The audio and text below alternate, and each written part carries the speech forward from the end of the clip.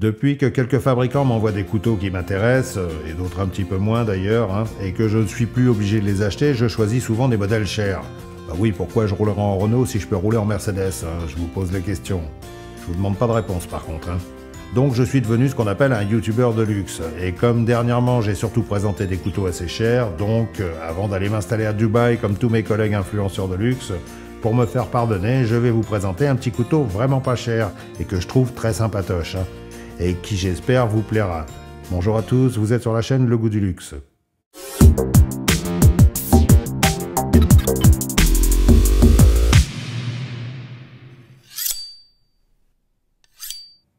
Aujourd'hui, je vous présente le Kaiser Deckhand et je commence par ses spécifications. Il fait une longueur totale de 16 cm, longueur de lame 7 cm 5, longueur de tranchant 5 cm 8, largeur de lame 3 cm 1, épaisseur de lame 3 mm 2, longueur du manche 8 cm 7, épaisseur de manche 13 mm 2, la lame est en acier D2 de forme chipfoot avec émouture plate et revêtement noir.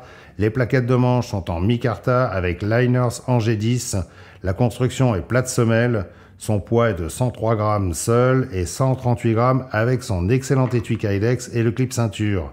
Et le design est signé par Tyler Barnes. Alors, Deckhand, traduit littéralement, ça signifie matelot, si mon traducteur s'est pas gouré. Et effectivement, quand on regarde l'allure générale de ce couteau, on voit très bien qu'il reprend la forme des couteaux que les marins de commerce et de pêche utilisent depuis des lustres. Cette forme pied de mouton, à l'origine, avait été adoptée au XVIIIe siècle parce qu'au bout de quelques semaines de mer, les marins avaient tendance à se battre avec leurs couteaux. Et pour limiter les blessures trop graves, les compagnies maritimes ont fini par exiger que les marins cassent la pointe de leur couteau avant de monter à bord, sinon ils pouvaient pas embarquer. Donc petit à petit, ils ont fini par arrondir la pointe des couteaux. Et vu que c'était l'outil principal des marins de l'époque, c'est comme ça qu'est apparue cette forme qu'on appelle couteau de marin, dont le plus digne représentant est le London que tout le monde connaît. Donc ce petit Kaiser s'inspire fortement du style marin, mais en version fixe, très sympa, et avec des finitions excellentes, comme toujours chez Kaiser. La dernière fois, j'avais présenté un fixe qui avait bien plu, c'était le Magara dont j'étais assez satisfait, et là, le Deckhand, je le trouve très bien fait. Tout est parfaitement assemblé, bien ajusté, le micarta est un peu rugueux comme j'aime, donc pas du tout glissant, le manche est bien dessiné, on a une bonne prise en main à 3 saucisses et demi pour moi et à 4 doigts pour les autres. Entre le micarta et la lame, il y a des inserts en G10 noirs assez discrets. Alors l'avantage de mettre des inserts en G10, c'est que ça permet un meilleur ajustement des plaquettes et ça évite les infiltrations de poussière ou de liquide, tout en donnant plus de rigidité au micarta. Et un détail sur lequel je suis en général assez pointilleux, c'est les vis qui sont toutes bien à la même hauteur. Et à l'arrière du manche, il y a un trou pour passer un cordon, franchement pas utile, sauf si vous avez les mains de Mimimati. La forme chipfoot de cette lame est assez sympa, son tranchant très légèrement courbe sera pas forcément ce qui est le mieux pour vous préparer la bouffe si vous êtes cuisinier, mais c'est une forme très pratique pour effectuer plein de petites choses de la vie courante. En plus, comme il y a une belle garde, on peut facilement forcer dessus sans prendre de risques. Et si on aime bricoler, je trouve la forme et l'ergonomie vraiment pas mal. C'est hyper simple de tenir ce couteau. Je pense que ça pourrait faire un bon petit couteau de complément pour un chasseur ou un pêcheur. Mais bon, n'étant ni l'un ni l'autre, vous me direz en commentaire si cette forme est vraiment intéressante. Bon, vous me connaissez, je vais quand même émettre un petit bémol. Vous avez sans doute déjà deviné, je présume, c'est le casse-goutte énorme, encore une fois, qui bouffe presque 1 cm de tranchant. Alors, à chaque fois que j'en parle, il y a toujours quelqu'un pour m'expliquer que c'est pour faciliter l'affûtage sur toute la longueur du tranchant, etc., etc. Bon, alors je vais vous montrer avec ce que j'utilise en général le plus pour affûter mes couteaux, que ce soit sur le terrain ou à la maison. Et vous allez voir qu'une grosse encoche comme ça n'apporte rien de plus. Je commence par les systèmes à tige céramique, c'est ce que j'utilise le plus, et comme on peut voir, avec juste un petit casse-goutte, on pourrait très bien affûter sur tout le tranchant. Et sur les pierres plates, c'est encore plus évident, l'encoche ne sert rigoureusement à rien. Donc la vieille histoire du « c'est pour faciliter l'affûtage », faut oublier un peu. Je pense que le but de ces grosses encoches, hormis si c'est pour faciliter le grattage de Firesteel, ce qui n'est en général pas le cas, et en plus qui passe sa vie à gratter les Firesteel de nos jours, vu que faire du feu est interdit partout. Bon.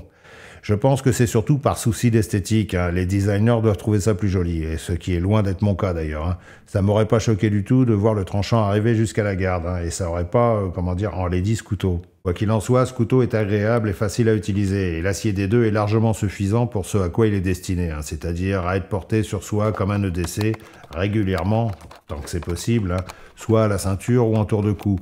D'autant que l'étui est vraiment bon, le Kydex est parfaitement moulé, il n'y a aucun jeu, la rétention est parfaite.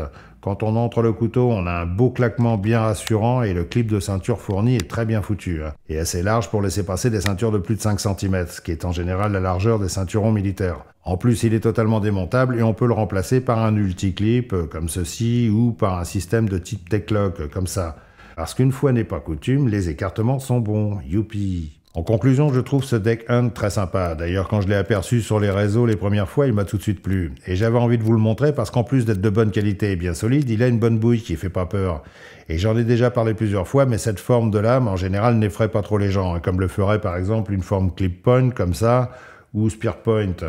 Et ça, c'est un détail qui a son importance par les temps qui courent. Donc, si ce Kaiser vous tente, n'hésitez pas, il est vraiment très cool. Et en plus, pas cher du tout parce que son prix est actuellement de 41 € sur le site de Kaiser. Et en utilisant le lien que j'ai mis en dessous cette vidéo, avec le code MAX, comme ça s'affiche à l'écran, vous avez 8% de réduction en plus. Et c'est une très bonne affaire vu la qualité de ce couteau.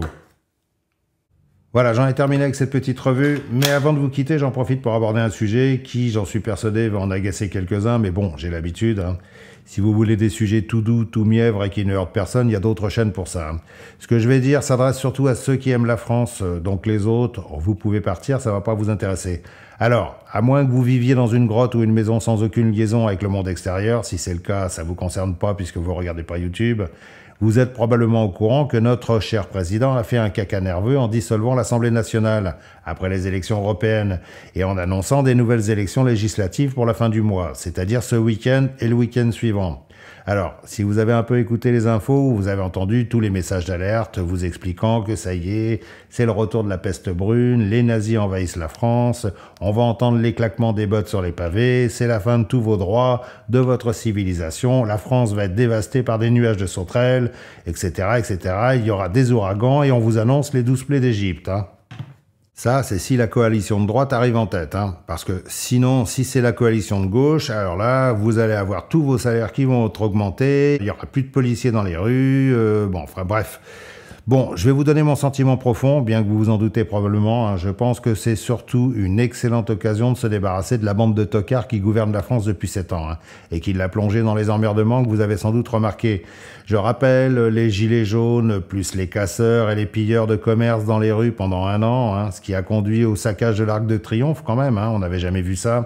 Les grèves géantes et les manifs et les violences qui vont avec pour la réforme des retraites, la loi travail, le scandale d'Alexandre Benalla, l'homme de confiance de Macron qui était un mytho de première et qui a fait n'importe quoi en profitant de ses privilèges. Je l'ai connu, je peux vous le dire. Les différents ministres de l'Intérieur, tous plus mauvais les uns que les autres, qui ont défilé, dont le pompon revient à Christophe Castaner, surnommé Rantanplan, tellement il faisait de conneries, suivi de l'actuel qui est capable de mentir à tout le monde sans aucune honte. Ensuite, il y a eu les 2 ans de crise Covid, gérée par des incapables, qui a conduit à une pénurie de médicaments, de masques chirurgicaux et de vaccins, et ce qui a provoqué la paralysie des urgences des hôpitaux, qui a entraîné des confinements au domicile dont tout le monde se souvient, surtout moi dans mon petit appartement parisien. Les émeutes des jeunes des quartiers qui ont déferlé dans tous les centres-villes pour tout démolir et tout piller, et qui va nous coûter un bras en impôts, parce que rassurez-vous, c'est nous qu'on paye, Et j'oublie pas mal d'événements aussi.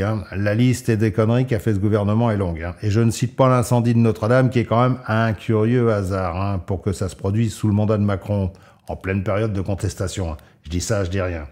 Et sans compter la honte qu'il nous a mis quand il s'est pris une tarte en pleine gueule par un abruti en public parce qu'il a voulu jouer les kékés sans écouter sa sécurité, et la honte magistrale qu'il nous fout régulièrement, notamment quand il a voulu parler à Poutine et que l'autre s'est bien foutu de sa tronche. Sans compter ses promesses à l'Ukraine qui risquent de nous foutre encore plus dans la merde. Bref, je vais pas aller plus loin, je pense que si vous avez un petit peu de mémoire et que vous avez suivi le feuilleton des 7 dernières années, vous savez un petit peu de quoi je parle. Eh bien, ce week-end, on a enfin une occasion de se débarrasser de cette bande d'amateurs et de pouvoir remettre un peu d'ordre dans ce pays. Et ça, c'est une super chance à saisir. Et pour ça, cette fois-ci, il faut vraiment aller voter. Je sais que beaucoup d'entre vous ne votent jamais, souvent par flemme, ou parce que vous pensez que de toute façon, c'est tous des pourris, que ça changera rien parce qu'ils pensent qu'au pognon, ce qui est en général l'excuse la plus courante pour justifier sa flemme. Par contre, si vous écoutez un peu ce qui se dit à droite et à gauche, vous avez vu qu'il va y avoir 2 camps qui risquent de prendre le pouvoir. L'extrême gauche pro-islamique et anti-police qui veut ouvrir tout le pays à toute immigration, et une coalition de la droite patriote qui veut stopper l'immigration et remettre de l'ordre dans le pays. Et les deux sont au coude à coude. Donc si vous voulez vivre dans un pays où vos filles et vos femmes pourront s'habiller comme elles veulent et sortir quand elles veulent. Je vais pas vous donner de conseils, hein, vous savez quoi faire. La seule chose que je peux vous dire, c'est que c'est vraiment le moment de sortir vos fesses de votre canapé pour aller voter cette fois. Hein. Parce que là, sinon, vous risquez de vous réveiller avec une vraie grosse gueule de bois. Hein. Et c'est un euphémisme. Hein. Donc l'abstention, c'est pas la solution. Hein. Allez, je vous fous la paix avec ça. Je vous remercie d'avoir regardé cette vidéo. Si vous avez eu la patience de regarder jusqu'au bout et que vous voulez râler, les commentaires sont ouverts. Hein. Dans le respect de tout le monde, bien sûr. Et dites-vous bien que c'est peut-être une grosse et unique chance de pouvoir enfin changer les choses dans ce pays. Hein. Et c'est le moment qu'on attendait tous. Hein. Allez, je vous dis à bientôt. Salut!